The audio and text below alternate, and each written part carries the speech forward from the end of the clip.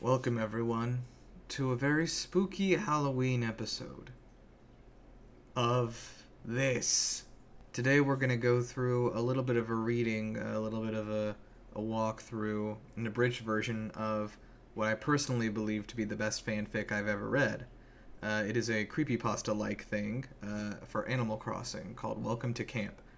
A few literal, actual trigger warnings for body horror and abuse in this. Okay, we're gonna get started. Whoa! I'd never heard of this particular summer camp, but it was cheap and we were broke. The camp sends us their personal cabbie. I toss my suitcase in the trunk and we take off before my mother even gets a chance to wave goodbye. Like the beginning of all shitty horror stories, it's pouring outside. There's something wrong with the cab driver. Some kind of glandular problem? His speech is garbled and I don't like the way that he says camp, like he's being sarcastic. Despite the long drive, I never get more of his face than a passing glance. We seem to drive forever. Eventually I lose track of time and I start to doze off and the mesmerizing sound of rain beats against the window. I'm jolted awake when he tries to make small talk. He asks me how I'm going to pay off the fare in a light-hearted manner as though we hadn't already paid the camp admissions. This should have been my first sign that something was horribly wrong. We come to a rolling stop and I stumble out the door while he shouts at me with that sarcastic voice again before peeling off with my suitcase still in the trunk. Son of a bitch! All I've got on me are the clothes on my back and this shitty haircut.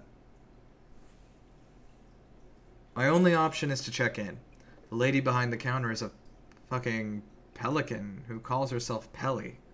Is this some kind of theme camp crap where the adults dress up like animals? She tells me that the director, Tom Nook, has taken a special interest in setting up my cabin for me. I didn't know it at the time, but that name would be burned into my memory forever. There's a hint of recital in her voice, like she's made this speech before. What the fuck is going on? No toilet, no sink, not even a goddamn chair? I get a cardboard box, a candle with no matches, and a boombox that only plays one song. And it fucking skips. I make straight for the admissions office. Before I even get to the door, Tom Nook is all over me like a cross between a used car salesman, a lawyer, and a goddamn German shepherd, despite being dressed like a raccoon in a maid's apron. Before I can get a word in edgewise, he tells me I bought this piece of crap shed and that I owe him a ton of cash and I better pay him back, and seeing as how I don't have any money, he'd be happy to let me work in his little sweatshop wonderland. So he expects I'll be stopping by right away. And then he's gone. At this point, our protagonist stumbles around the camp, has no idea what's going on, and attempts to just kind of go with the flow. Figure out what's happening with this Tom Nook character. What's he up to? What does he want? Eventually, he starts to realize that he's got to get out of here. My stomach is in knots as I bolt across the empty lot to where the large fortified gatehouse sits looming, carved out of the face of a solid rock. Two man-sized dog soldiers stare me down, and I curse under my breath for not being able to find a single normal person. But at this point, I'm nearing hysteria. I beg one of them to open the gates, but he stares blankly through my face, and his reply sends a shiver down my spine. And it's punctuated by my own name. How the hell does this asshole even know my name? Unless... Holy fuck. It suddenly penetrates my 8-year-old brain like a brick through a convenience store window. They're all in on it. The mysterious cabbie that took off with all my shit, being forced to wear these work clothes, the impossible sudden death, the guarded gates. It's all one big conspiracy. And I'm trapped here. Alone. Over the next week, Billy has to run a bunch of errands for Tom Nook. He basically is doing menial tasks for him, collecting fruits, moving things around town, just kind of watching the residents walk by zombie-like with nothing really of any substance to say. It's like they're all drugged out. One day, Nook made a fatal mistake. He asked me to send a sales flyer to a resident in town, and he gave me a blank envelope. This was my chance. I was going to get a message out to my mom. With any luck, the pelican woman wouldn't pay close attention to the address, thinking it was a sales flyer from Tom Nook, and I took his stationery and I scribbled out a brief and clear message. Clutching the letter in my clammy palms, I forked it over for delivery, sweat cliff-hanging from my brow. All I could do now was wait. I didn't have to wait long. To my surprise, a letter was sitting in my mailbox that evening. From my mom. The very same day. What is this, a fucking pun? I beg for food. and she sends me an acorn? Is this some kind of sick joke? Oh no. Oh fuck no. My mom never got the letter. And she never will. She didn't write this shit. In one instant, all my hopes are shattered and gone, and now they know that I know. I fall into a fog of despair and curl up in my bed hoping to die. But the next day, the morning comes and the hunger drives me from my misery. Basically, a bunch of time goes by. New residents arrive. They're unwilling to help Billy. When they first arrive, they seem pretty helpful, and one of them even gives him a stove so he can survive. But then the next day, Tom Nook has gotten to him, and he isn't so friendly anymore. I've decided to confront Tom Nook. I'm going to demand he lets me go, and if he refuses, I'll take him out and burn the whole fucking camp to the ground around me. The only thing I wasn't prepared for was his response.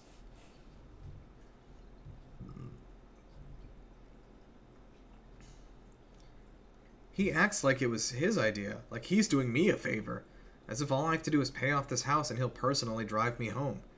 I don't even want to know what alternative methods he thinks I should use to make money. In typical Nook fashion, which I have come to loathe, he continues to smooth-talk me. He wants me to know that he's still the boss, that he's still in control.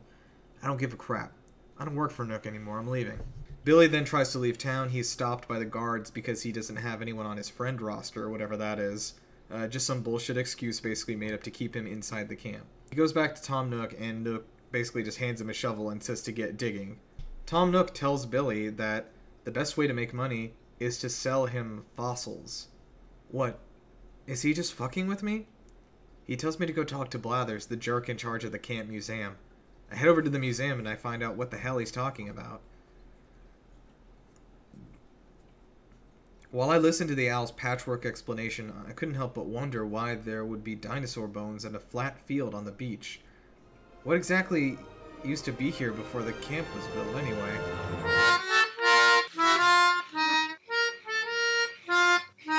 And now that I'm thinking about it, why would anyone build a museum that doesn't have anything in it? The only reply I get from the owl is a shallow snore.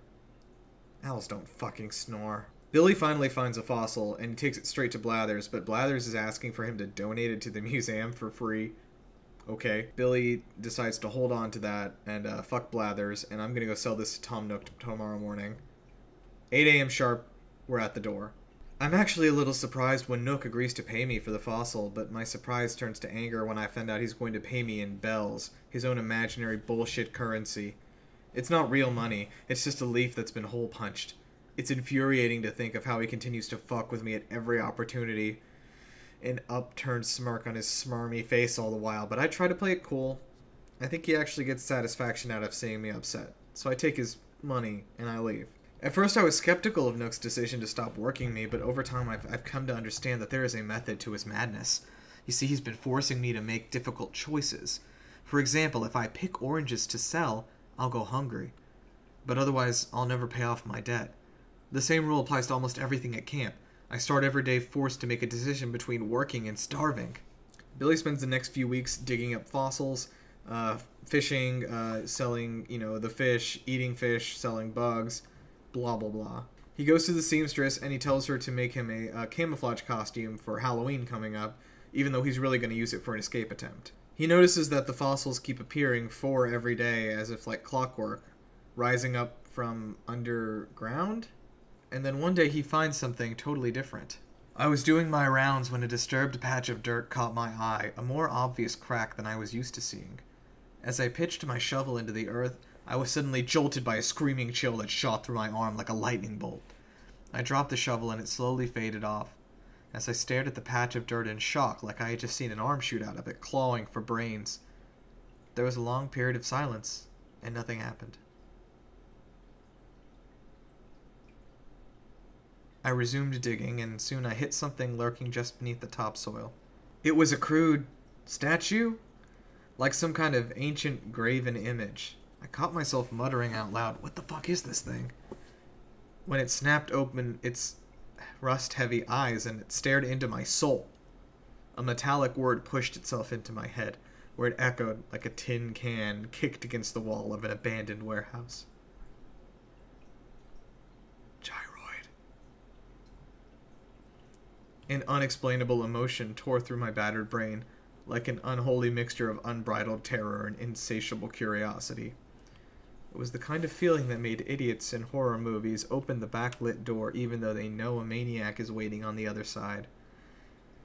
I had to find more of these. I had to understand what they were. I wouldn't be showing this one to the owl. So Billy begins to hunt for more gyroids. He continues his work with Tom Nook. Tom Nook uses the money to upgrade the shop, blah blah blah. But Billy just can't keep his mind off the gyroids for very long. Then Tom Nook expands Billy's house. Billy tries to say no, but Tom won't take no for an answer. He says, "Come back tomorrow and the house will be finished." Meanwhile, Billy descends further into madness. I gotta get back to the grind. I gotta find more gyroids. I've made a little shrine to the gyroids in the corner of my recently engorged house. When I found the first one, it would make an occasional noise. Now I had a small collection of them, and I had started to see images in my head, or hear solitary, tiny words echo through the living room. I'd hear them whisper things like, dig, or rain, but I could never make out a whole sentence. I would come home and find them in different positions, like they had moved when I wasn't watching. Now that there's several, I hear their voices more frequently, as if they talk to each other.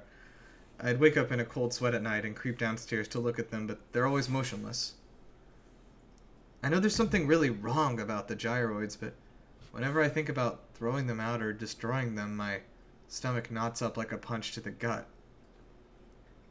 It's like owning a childhood safety blanket made out of asbestos. In a sick way, it's like they're my only friends. Billy obviously continues to be obsessed with finding and digging up gyroids, catches bugs, and the days begin to blend together. Sometimes the villagers come, sometimes they go, sometimes they remember him, sometimes they don't. And he doesn't know where they're going. People move in and leave overnight for almost no reason, until Billy meets someone different. The only person in this town who even came close to being sane is a dog that makes an occasional appearance at the museum lounge area. KK Slider is the only one that doesn't talk like a mental patient. He shows up on late Saturday nights to play the guitar. Sometimes his songs are the only thing that take me away from the horror, if only for a few minutes. Over time, I've realized that he comes here to just comfort me. Nobody else ever comes to the shows. I think he truly feels pity for me. He always has this troubled look in his eye, like playing guitar is his way of apologizing. The days continue to blend together. Billy has no idea how long he's been at camp until he sees something peculiar in the sky. A package. The absurdity of this hits me like a bucket of cold water to the face, and I jump to my feet, racing to the spot where the strong, salty breeze was carrying the balloon swiftly past the rock walls of the camp. I scanned for something to throw. Anything. I grabbed for a handful of rocks and I started chucking. Just as the balloon was about to breeze past me forever, I made a lucky shot. The hours spent skipping stones paid off, and the package came plummeting to earth with a faint tinkle of shattering glass. I handle it cautiously like a bomb, waiting for some fool to try to defuse it. Pulling out the wrapper reveals a busted desk lamp? It's utterly mystifying. Who would set a desk lamp afloat on a balloon from this camp knowing that if it ever came down it would be useless? The thought crossed my mind that Nook was just trying to play mindfuck games with me, but this didn't feel like Nook. I dug carefully around the empty box to make sure I didn't miss something. I had. And the lining poked a small white triangle, the corner of an envelope, tucked away between the wrapping paper and the box. The front was blank. Without a second thought, I tore it open and read.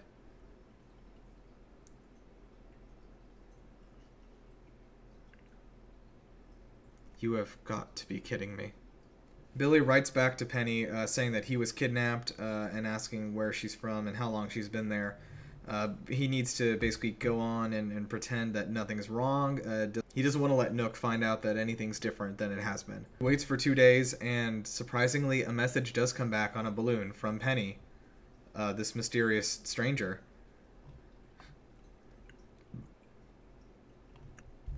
So over the next few weeks, Penny and Billy write each other constantly every day and only operate at nighttime so they don't get caught. They start getting details about each other's lives, what's the same and what's different. Basically, they find out that Penny is in a replica of another camp exactly like the one that Billy is in. Penny and Billy get to work. They start sending out letters like this on balloons in every direction, hoping to reach someone else. Maybe there's one or two more children out there. And over the next week, the letters flow back in. It turns out there are dozens of them.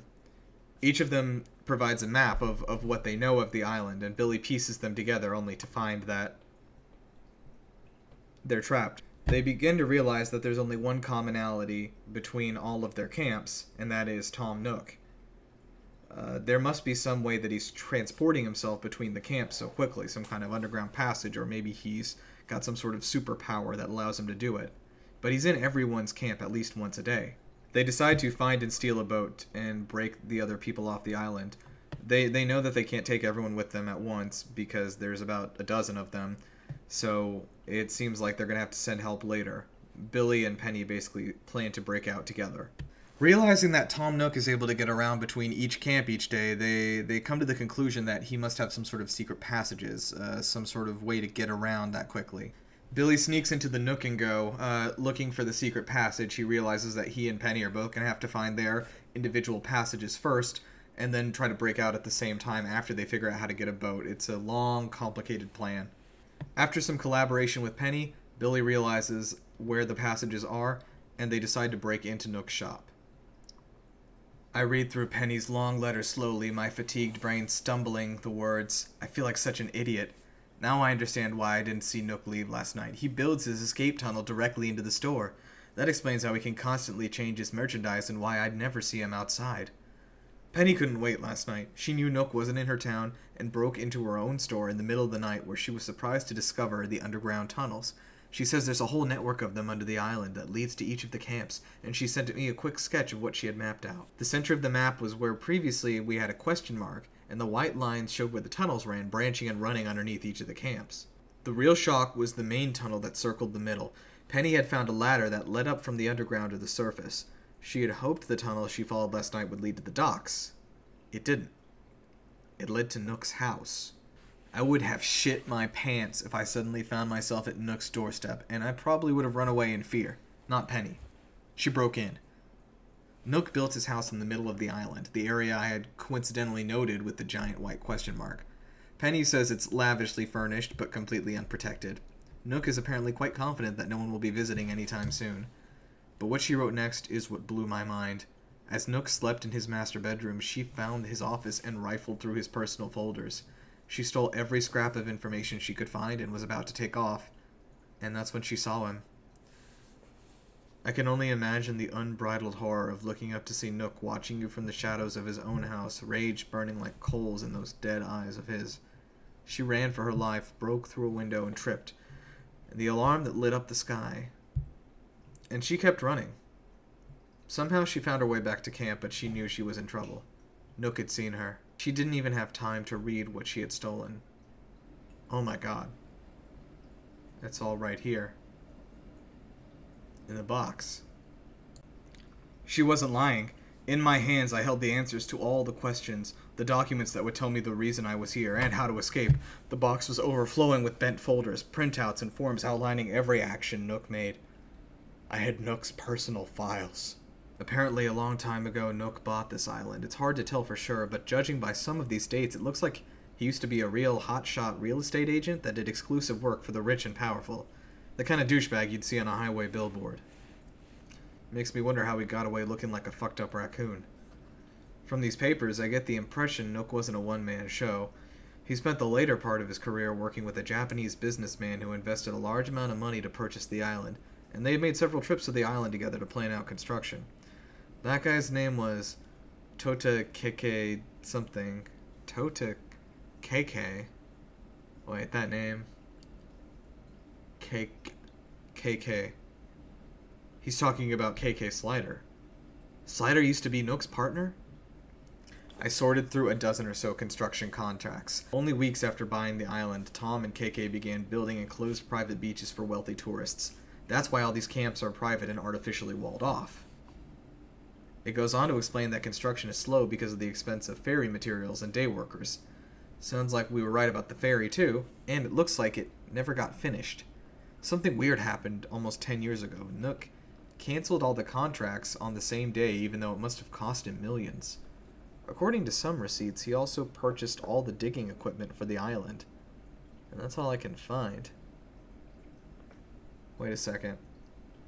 There's a small spiral-bound notebook tucked away in the back of the box.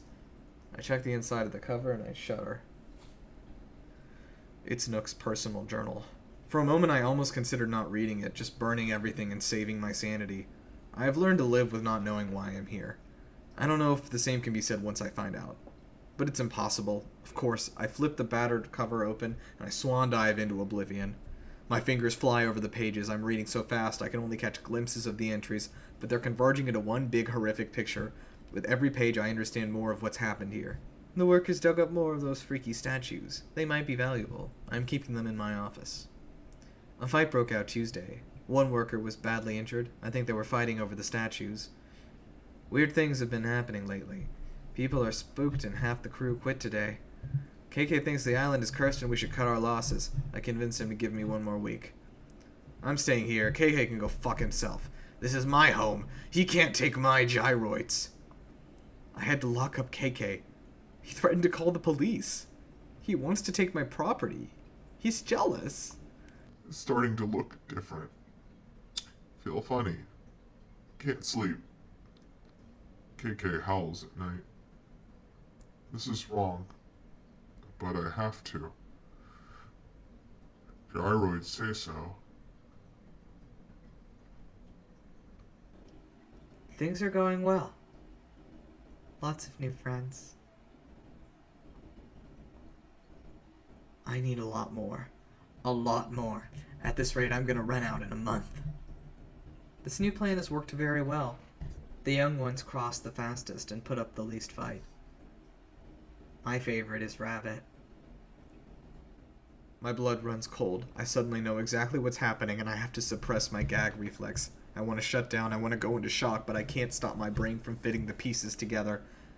Tom Nook didn't get away with being a raccoon. Tom Nook used to be a man.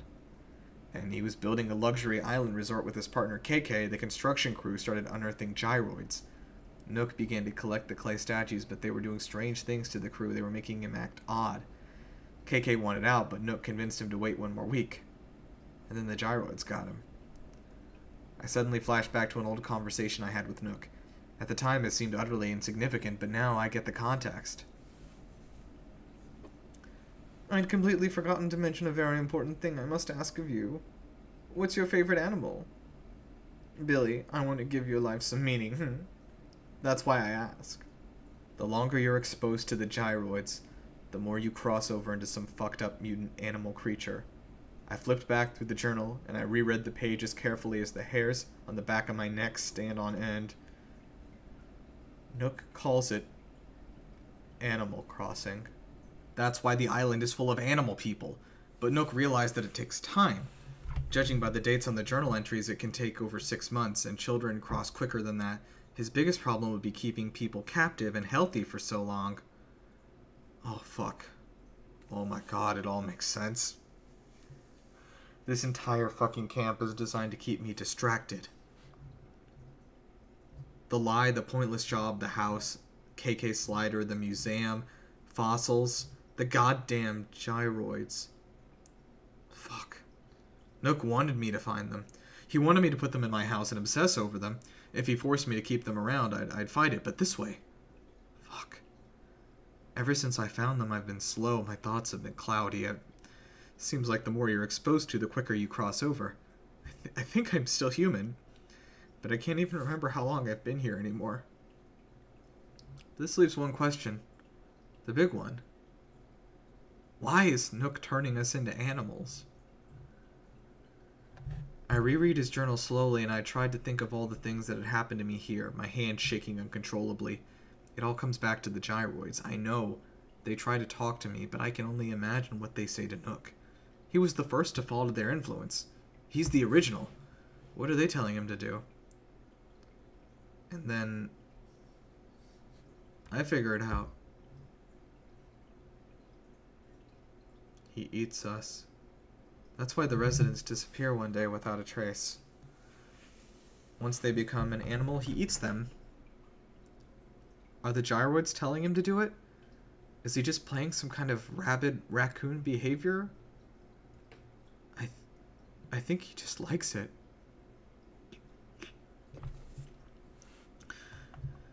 I tried to catch my breath, but it was hard to breathe and the walls are closing in around me. I completely lost track of time, shuffling through the huge stack of files and papers all day, and the sun was starting to come down. I was starting to hyperventilate and I felt dizzy. I didn't know what to do, and then all I could think about was Penny. What had they done to Penny? Where's Penny?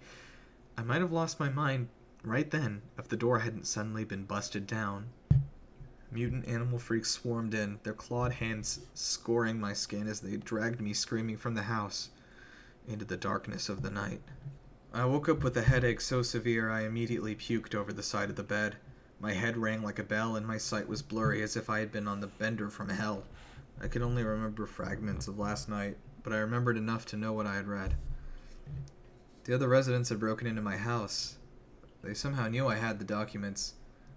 They dragged me from the house, a makeshift grave already dug for me, where they buried me up to my waist and set to beating me with their hooves and claws.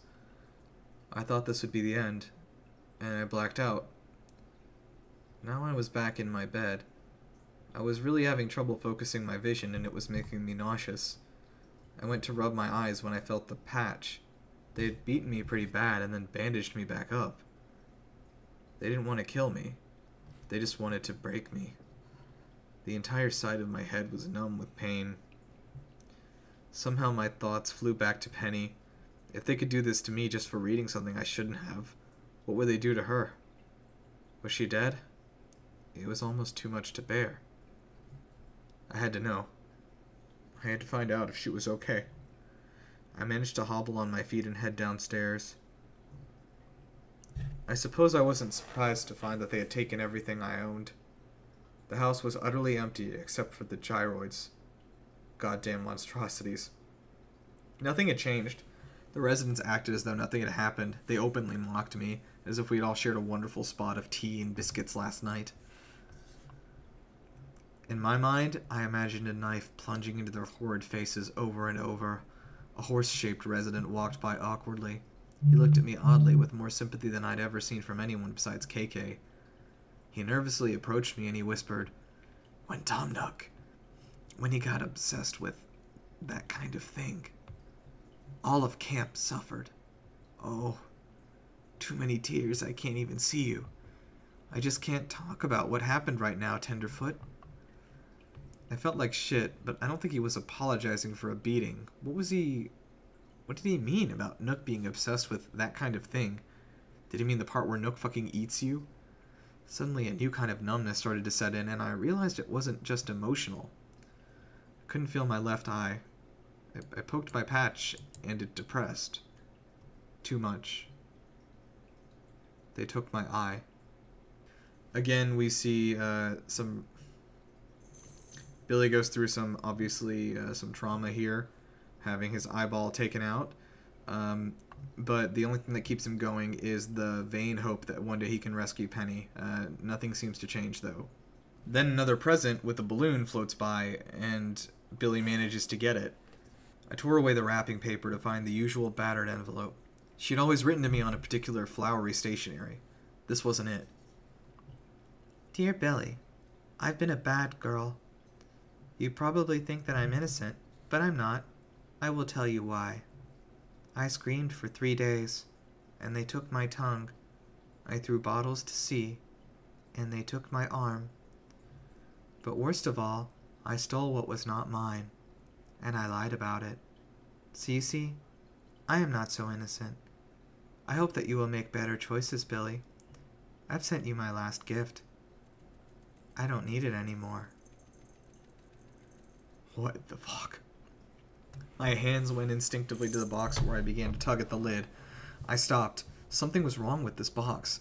It had slumped to the side and the wrapping paper on the bottom half looked moist, like a fast food bag holding a greasy hamburger. My gut screamed full force to leave the package where it lay. Walk away. In my head I shrieked, "Don't open it, don't open it." And it clawed at my brain like fingernails on a chalkboard. I saw my hand reach towards the lid as though I had no control over my muscles. The lid fell to the side. My heart raced as I glimpsed the contents. A thick red goo covered the bottom, bulbous chunks providing some unwelcome death. I could feel my adrenaline kick in, but I blinked, confused. Some cracked glass? A black metal frame and a power cord? If I didn't know better, I'd say someone had put a lava lamp in here and it had just busted in the fall. It was a lava lamp. What? This was Penny's last gift? Wait a second. You have to weigh the balloon to keep it from flying off, right? On a hunch, I began to feel my way through the lamp sludge and my fingers wrapped around something unexpectedly heavy and smooth. It was a key, and it had Nook's symbol on it. So this was how Penny had gone into the shop that night. I wondered how she'd managed to snag it. It had only been about a week, but it seemed like a lifetime ago. Screw the raft. I was taking the express route. I don't even know how to build a raft. This was Nook's key. Billy goes into the store using the key and he finds a secret passage pretty easily. It's behind the counter. A narrow ladder led to the ominous pitch abyss. If it had been me instead of Penny that night, I would have promptly turned around and gone back to talking to my gyroids. But I wasn't the same Billy anymore. I didn't even care about escaping anymore. The only thing I wanted was to see Penny, and if that was impossible, I was going to see blood. I looked around the store and I noticed that Nook had a camping lantern on sale today. 5-finger discount. I was lucky. It came preloaded and I flicked it on this woefully inadequate brightest setting. I looked over the side of the opening into the murky darkness. It smelled like wet earth and rotting plants. With the sun beating down outside, it was surprising to be somewhere this cold. The tunnel was short and crude at best, with roots and earthworms dotting the earthen walls. My palms were clammy. I tightened my grip on the axe that I had bought from Nook. I was going to see how deep this rabbit hole went, but I didn't get far. An old fear gripped me, but it was quickly replaced with new determination. I was a new Billy. I guess this was as good a time as any. It was just us, no hope of escape. He looked genuinely surprised to see me. I squared off with the son of a bitch, my arch nemesis, the cause of all my pain and suffering, axe trembling in my unsteady hands. "I'll kill you, Nook! I'm not afraid of you anymore." He just stood there motionless. He stared me in the eyes. I could tell he was trying to make a decision. An immeasurable moment passed between us before he replied, shoulders visibly slumping. "Do it. I won't stop you." I took a step forward, waiting for the other shoe to drop. It had to be a trick, but it was now or never. I took another step and I swung the untrained wrath of a furious 8-year-old fighting for his life. The unexpected heft of the axe carried me off balance into the tunnel wall, the blade falling short and biting into Nook's leg. He dropped to the dirt, motionless. Crimson gushed from the deep gash in his thigh, and my stomach did somersaults at the sight of drawn blood. "Fuck you! Fuck you! What the hell are you doing?" "Come on, boy. Get it over with." "No! What did you do to Penny? Where is she?" Nook raised his head heavily, sweat hanging from his brow. He was clearly in excruciating pain. He braved a wry grin, sadness hanging from the edge of his mouth. "You've been a pain in my ass since you showed up, Billy. Forget Penny. Just get out of here. The key will work on the boat on the west end of the island." He sighed heavily, the sigh of a man letting go of whatever little he had left. In the faint light of the dropped lamp, I could make out his dilated raccoon eyes staring 1,000 miles away. His breathing had started to get heavy. "We were building a resort. Half the crew quit because of those goddamn gyroids. We offered to pay double to anyone that would stay. It wasn't long before they started to turn into animals." "Stop it! Just tell me where Penny is. Did she cross? Did you eat her?" "Shut up, Billy. Just shut up or kill me. It's your choice."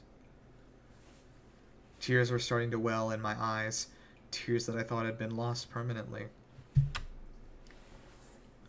"There were over 100 of us, helplessly turning into these abominations. When you cross, you lose your mind for a little while, Billy. Things got bad. I had to lock up KK Slider because he was attacking people randomly. Calling it the Lord of the Flies would be an understatement. Several separate gangs formed and we did horrible things to one another for territory. But that was a long time ago. Over time, you start to regain your memories, but you never forget what you've done. I sent you those letters, Billy.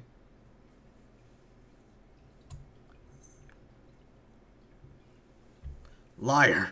You're their leader. You're controlling everything. You just want to keep the children here until they cross, and then you eat them, you piece of shit. I read your papers. I read your journal. Eat you? I thought you were smarter than that. What? You can't escape this island, Billy. We're hundreds of miles from the coast of Japan. This island isn't even on any maps. Oh, you're welcome to try, and I hope you make it. God knows I tried. Look what I got from my effort. He tapped his right arm against the rocky dirt wall, the hollow clack of plastic echoing down the tunnel. A fake arm. I can't believe I never noticed, but then it was hard to tell with the plastic beneath the matted fur he had attached to it. For the first time I noticed a slight effort in his voice, an inability to form sharp sounds. No tongue. I'm not the leader. I'm just in charge of the cells. In the early days, they used to torture the new kids, but I was able to convince them it would be easier this way. I tried to make you all as comfortable as I could. Most of them are happy and stupid enough that they never know what's going on, even after they cross. Sometimes we get kids like you.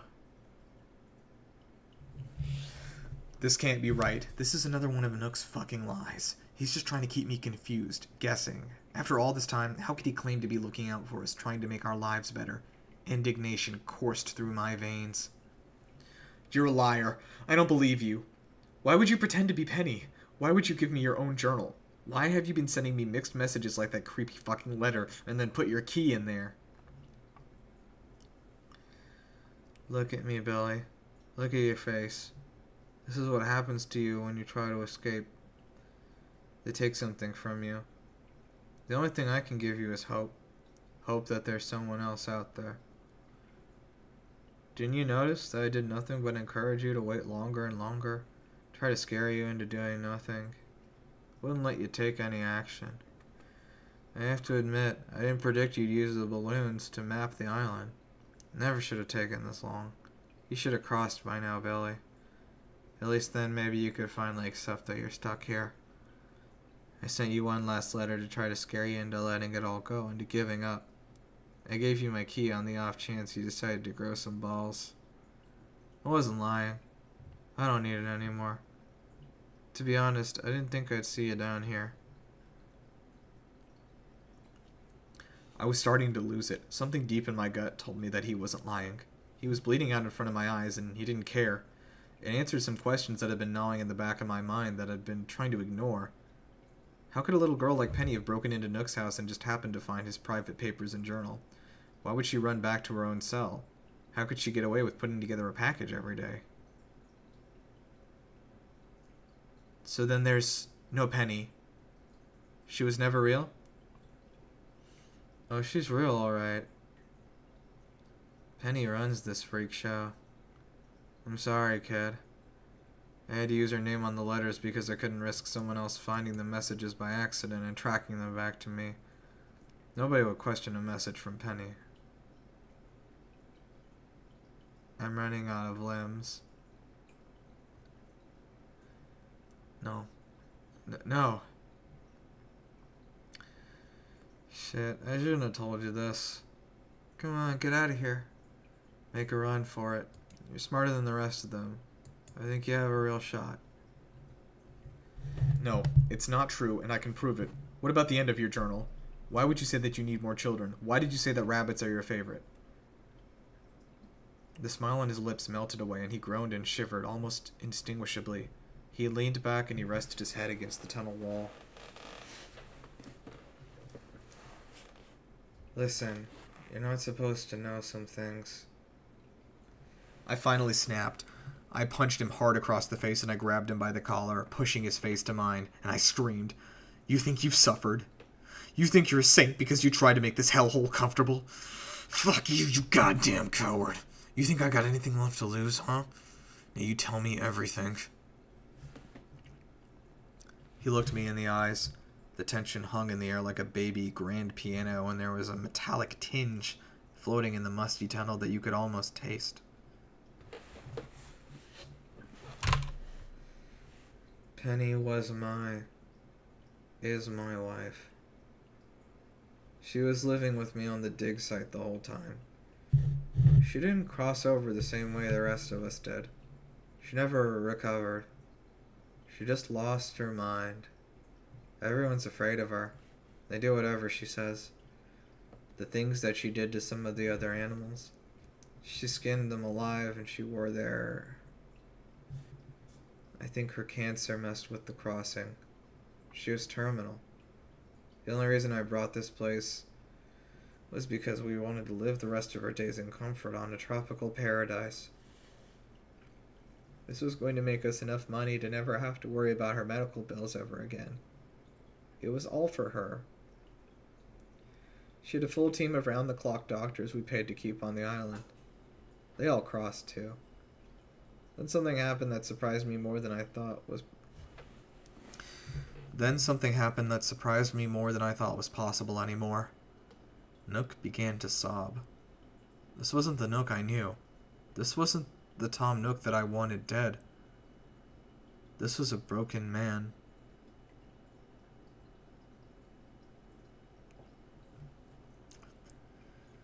This wasn't the Nook I knew. This wasn't the Nook I wanted dead. This was just a broken man named Tom.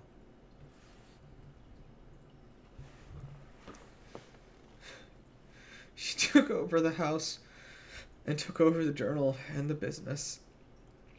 She came up with a plan to get new residents. She never did anything to me, but she's insane. She thinks that she can replace the cancerous parts of her body with the children. With unexpected dexterity, a gleam flashed from underneath the clerk's apron. It was a knife. I covered my face with my arms, waiting for the pain. But when I looked, Tom's body was slumped, his vacant eyes staring at me, begging forgiveness. Tom died unloved and alone in a hole, like an animal. I think it's time to meet Penny. Billy uses the map that he got from Penny to get out of the underground tunnels of the island and reach the center, to the mansion. There was no going back now. My hands hurt from the death grip I had on my axe. The house was a complete disaster. Trash covered the floor and previously elegant furniture was smashed into pieces and pushed up against torn wallpaper. No lights were on in the gloomy foyer. The house appeared to have the same layout as all the other ones they built in camp, but this one was much larger. I knew where Penny would be. I made my way up to the 3rd floor. The bedroom door hung slightly ajar from the inside. I could hear the shuffle of movement. Through the cracks in the door, I could make out 2 large French doors in the front of the room that were open to the balcony. It looked as though Penny was about to make an announcement to the crowd like some kind of deranged dictator. The hair on the back of my neck stood up. Was I really going to do this? I didn't even know what I was going to do. What, run in there and chop her into tiny pieces and try to make it back to the tunnels without anyone seeing me? There was no rational course of action left. There was just action. My arm reached for the door and it creaked aside, and I saw her. She was sitting at the dresser, fixing her face. "Tom, dear, is that you? Did you bring that boy I told you to fetch? Did you have to hurt him?" Her voice shifted from a rational person to someone who had seriously lost their mind, with a sort of gleeful malevolence found only in comic books. She turned slightly and caught my eye in her mirror. I almost fainted. Her face was falling apart It was clear a hideous disease was eating her alive. Her eyes were wrong. One that was dark black was maybe like a mouse, and the other one was... It was my eye. At the last second, I pulled myself back together. I prayed that this would end quickly one way or another. I stumbled onto my words. I wasn't even sure what reaction I was trying to get. Tom's dead. I killed him. Dead? Phooey, that rascal, always getting into trouble. Now where am I supposed to find a child whose favorite animal is raccoons? Maybe Nebraska? She didn't even care. She had completely lost it. I have to kill you, Penny. I brandished the axe as menacingly as I could, as a dirty, malnutrition child could muster. At this point, a shout went up from the crowd below. All eyes had turned to the drama playing out in the bedroom. Yes, dear, that's fine, in a little bit. We can keep... Yes, dear, that's fine, in just a little bit. We can't keep the crowd waiting, can we? No, we can't. It's a good thing you showed up. My heart seized up. What have I done? Tom knew what was going on here. He told me to run because he knew everyone had gathered here, and it would be a long time before they started to look for me. I had a real shot, he said. He knew what was going to happen, and it was so horrible he'd rather be dead than play a part in it. I was so focused on the hideous freak that Penny had become that I hadn't noticed her personal guard dogs looming in the shadows behind me. They grabbed my arms with unnatural strength, twisting my axe from my hands. It fell harmlessly to the floor with a dull thud, and I stared at it like a skydiver with a faulty parachute. Come on, Billy. This'll be fun.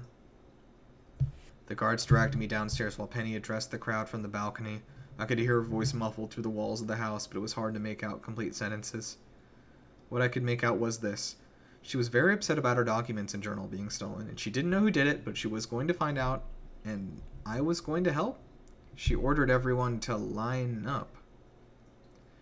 We emerged from the front of the house, the sharp sunlight making the figures before me indistinguishable and blurry until my eyes had adjusted. In front of me was a long row of children, mostly crying, some expressionless. Some were missing legs or ears or other pieces I couldn't see. They were being held against their will by their respective guard dogs, the residents of each camp watching from behind. I tried not to fall apart, but I had a terrible premonition that I knew what was about to happen. Penny screamed like a banshee from the balcony.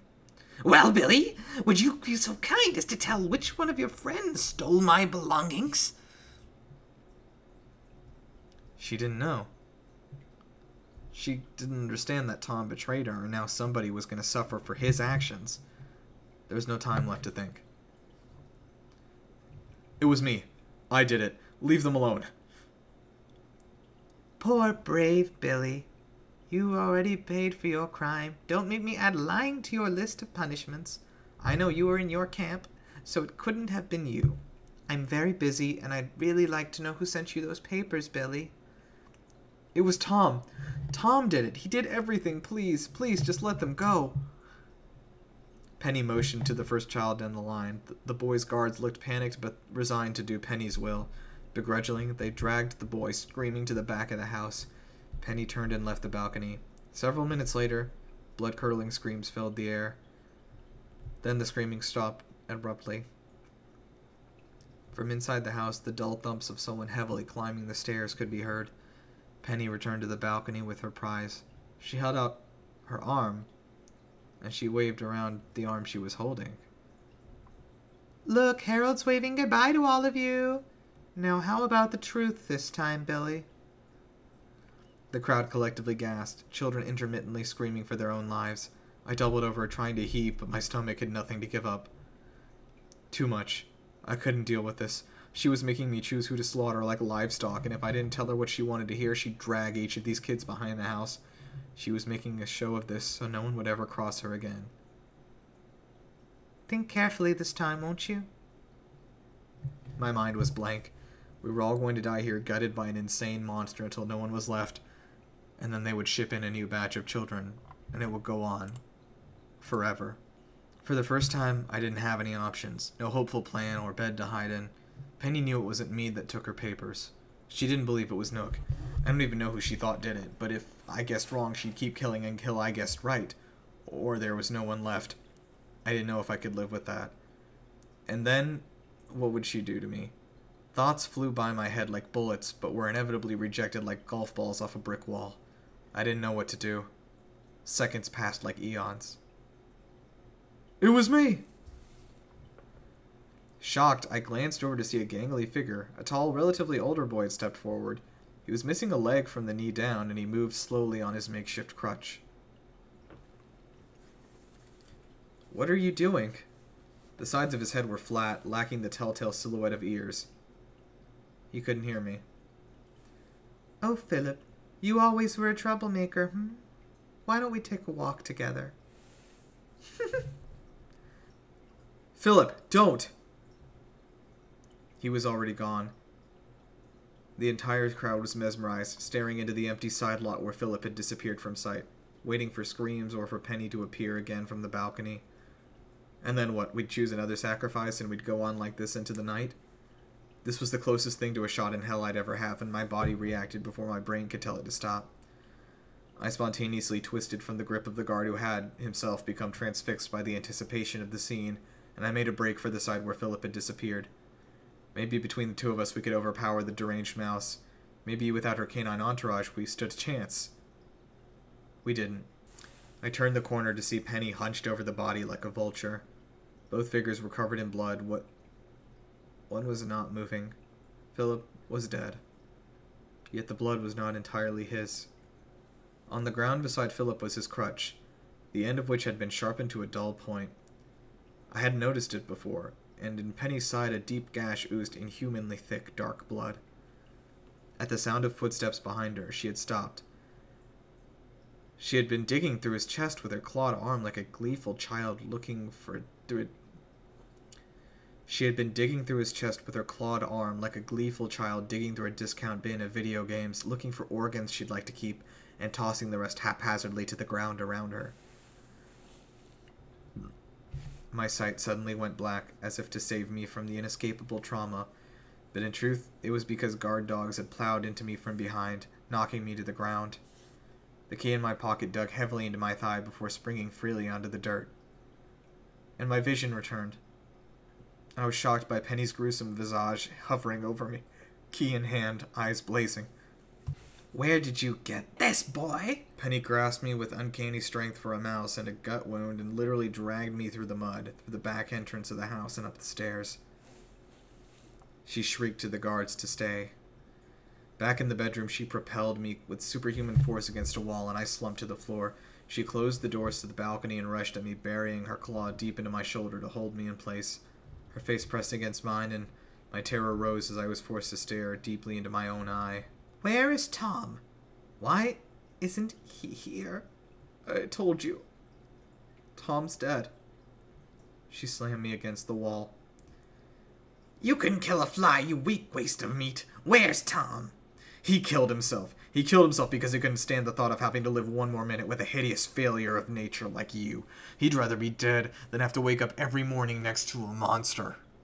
She let go of my punctured shoulder. Small rivulets of blood trickled down my chest. Her voice buckled from that of a shrieking ghoul to an unfamiliarly human tone. He committed suicide. Because of me? We were supposed to be together. I'm not going to kill you.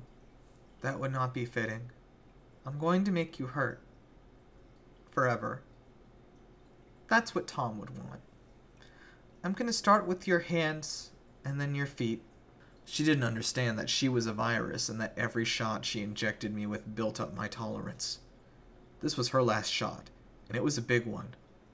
But it couldn't kill me, because I was the vaccine. My muscles were clenched so hard they ached. I finally did what I had been too afraid to do in the past, what Tom had been too afraid to do. Pushing off the wall, I dove at Penny, balled fists wailing at her malformed head, her stomach wound, her neck, and her shoulder, anything that could be a target.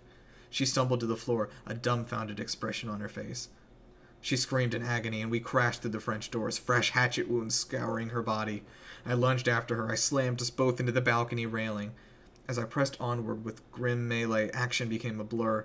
I no longer knew what I was striking, just that I couldn't stop.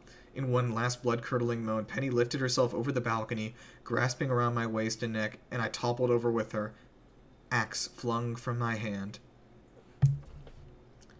We landed 3 stories below with a moist thud. Penny was crushed beneath me. I could feel my chest shudder from the impact. A rib may have snapped. Penny was not so lucky, as she had absorbed the full impact plus my own weight. I raised myself to my knees and I dropped my fist into her unprotected face heavily. I did it again. And again. Until it was nothing but bloody pulp. Her head tilted to the side, unmoving. Her face had been distorted beyond recognition from the thrashing, and my eye rolled freely. I picked it up, and I felt like I'd won some sort of demented carnival prize.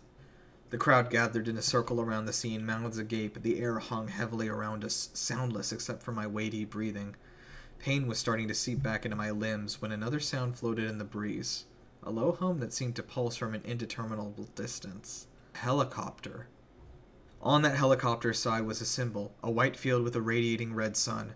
Armed men hopped from the helicopter and formed a perimeter. A tall man in a suit waded through the bewildered crowd to where I was standing. He offered his badge for inspection and said with a slight accent, "Are you Tom?" If you're reading this journal, I suppose you're wondering what happened next. I'd feel remiss if I didn't transcribe it here, just for my own peace of mind. I was taken into custody and I was returned to the U.S. The U.S. government asked me to record what happened on that island, and I wrote up this official document. It's taken years of professional psychiatric care to get to the point where I could even think about it without having a mental breakdown.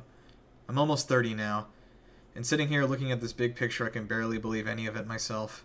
I'm sure all of this will be filed under C for crazy, and I will never see it again, but it helps to see it written down. I haven't returned home. It's been a long time, and by now I'm sure my mother has moved on. Maybe I would just shock and upset her. Maybe I'm just afraid to go home. But I'll do it someday soon. It was much later that I learned a distress beacon had been sent from the mansion. I think Nook had told Penny that he was going to fly in more doctors to help her, since she killed all the originals. It left me wondering for a long time why he had to die if he thought someone was coming to rescue them. Why did he kill himself? The island has been condemned. The Japanese military, not knowing what to do with the dangerous gyroids, began to ferry them out in small numbers to a particularly deep part of the ocean and sink them. I guess it's safer than keeping them in a lab or using them to develop weapons, but something occurred to me recently. Even though they would only dispose of small numbers of gyroids at a time, at the bottom of the ocean they must be piling up in large amounts. And I can't help but wonder, if they turn humans into animals, what did they turn animals into?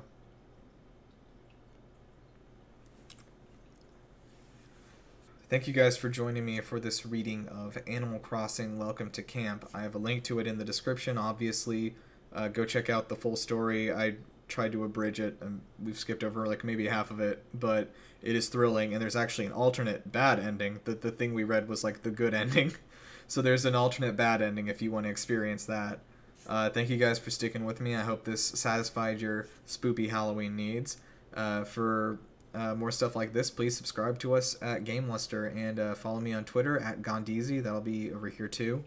And yeah, stick around. I'll try to throw some more pumpkins at you in the future or whatever.